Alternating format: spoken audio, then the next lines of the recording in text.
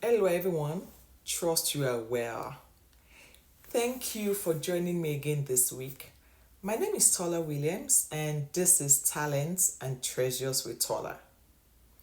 This is week two, and we're going to talk about the very first letter in the word budgeting, which is letter B. What does letter B stand for in this context? It stands for basics. It stands for basics. So I'm going to attempt to explain some basic financial terms. You know those terms I would just throw around. And I know that some of you are familiar with these terms, but just take this as a refresher, as this will serve as a good foundation to build our other topics. Okay? Let's start with personal finance.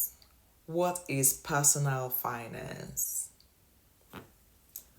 Personal finance is the management of an individual or household's financial activities and decisions.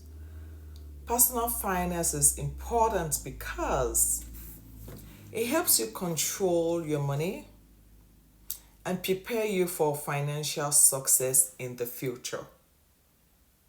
Okay? An effective personal finance strategy involves spending less than you earn and putting the difference into savings and investments. I'm going to say that again. Spending less than you earn and then putting the difference away. Okay? That's for personal finance. We talk about assets. Asset. What is an asset? An asset is anything that you own or control that has value and can generate money for you. Again, number one, anything that you own or control. And then number two, it can generate money for you. So think about the things in your home.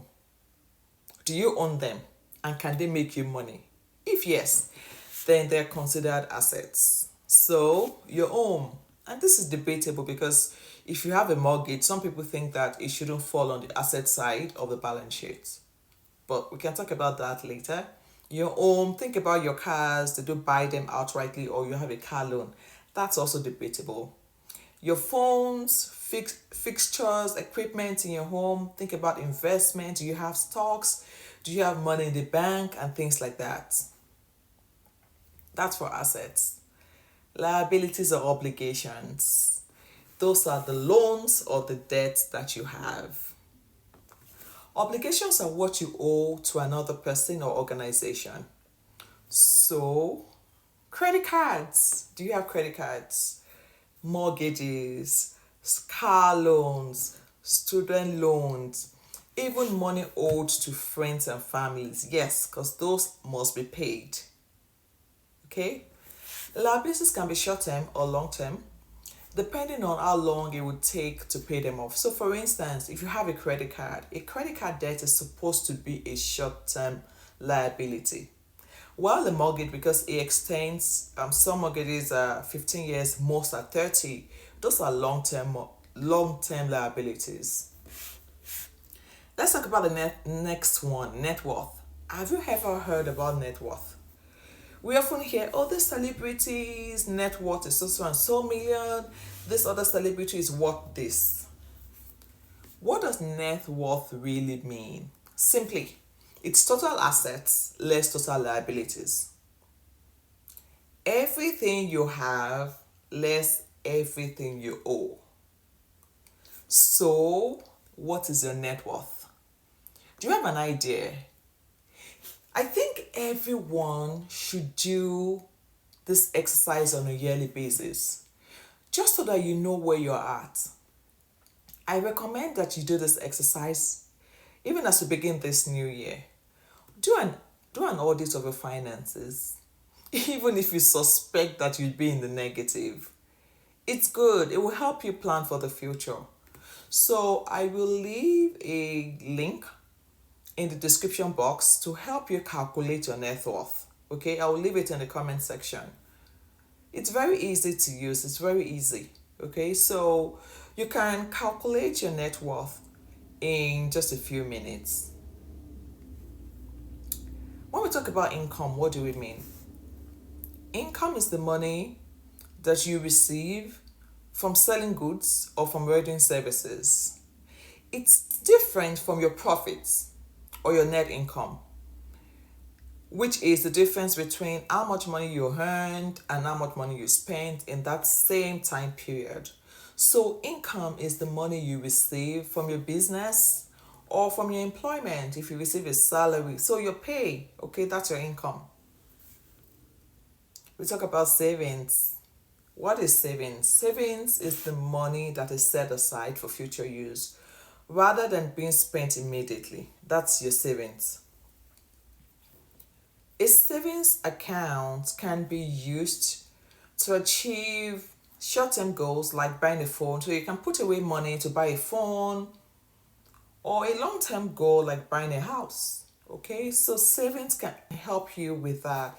Savings can also help cover unexpected expenses, such as a medical emergency or a job loss.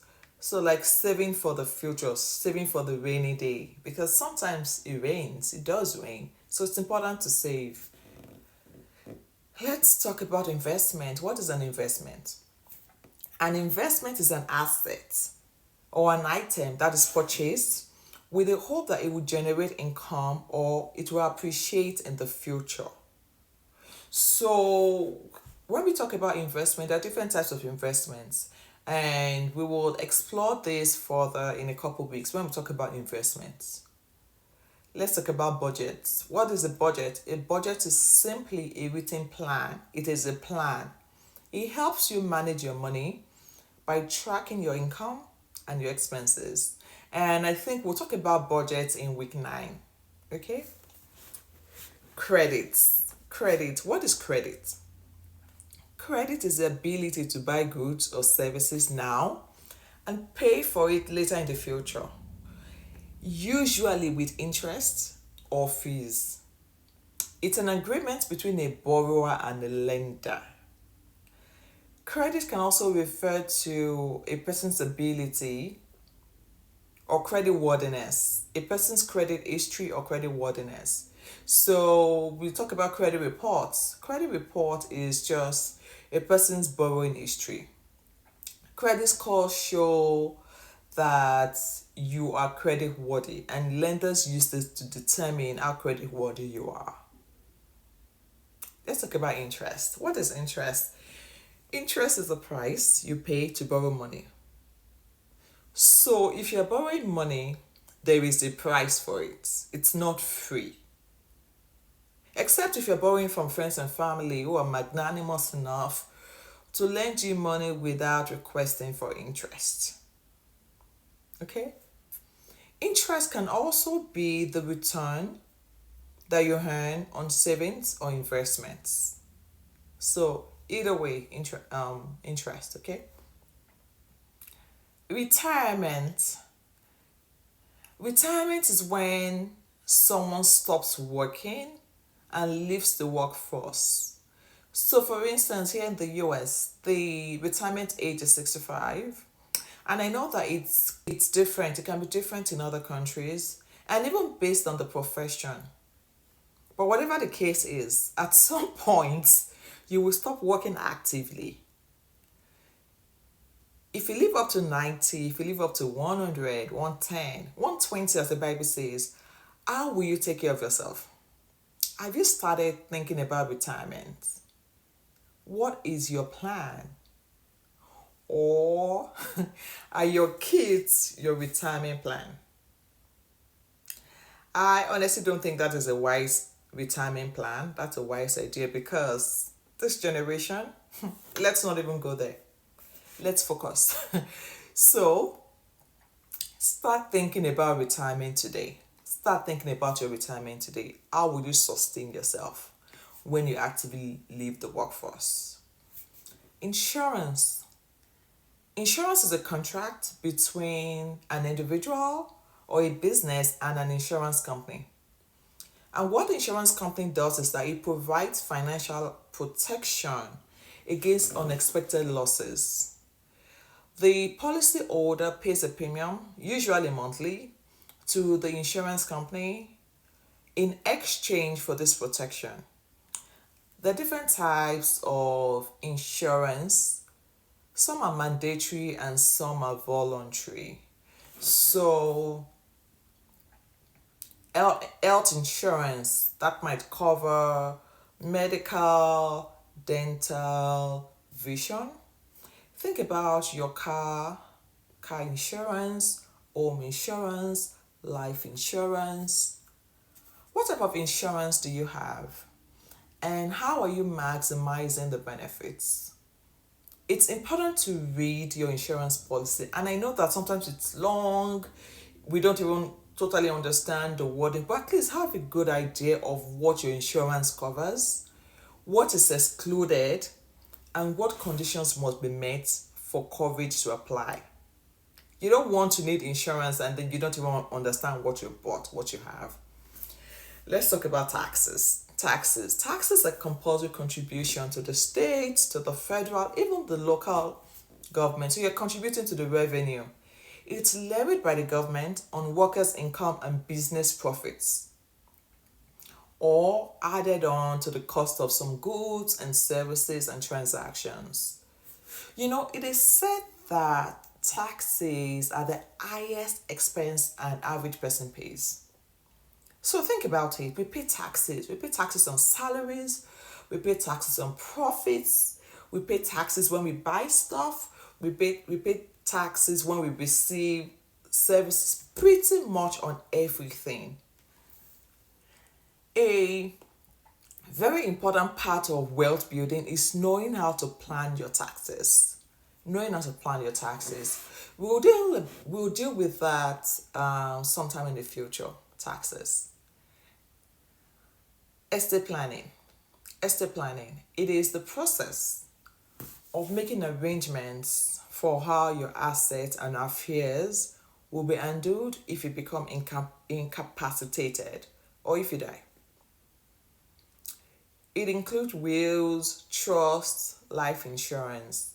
You can specify how and when your assets are distributed with the trust, even when you're still alive. I know so many people don't like to think about estate planning, but it's an important aspect of wealth planning. We talk about riches. What does it really mean? Riches in its simplest form means material wealth. But then what is wealth? Wealth is the total value of all assets owned by a person. We usually use those two interchangeably. We talk about riches, we talk about wealth, we talk about riches. Do you think there's a difference between riches and wealth? Is there a difference? What do you think? Okay, so let me know your thoughts in the comment section as we come to the end of week 2. Let me know if you think riches and wealth mean the same thing, or what did they personally mean to you. Okay, that's what we have for week 2. Thank you for joining me today. You don't want to miss week 3, honestly. In week 3, we're going to talk about who you are in terms of money. Why do you relate with money the way you do? There's a reason. Do you know your money personality? We'll talk about that a lot next week. You can't afford to miss it, okay? So please watch out for my video next week. But until then, keep learning and keep growing. Bye, and God bless you.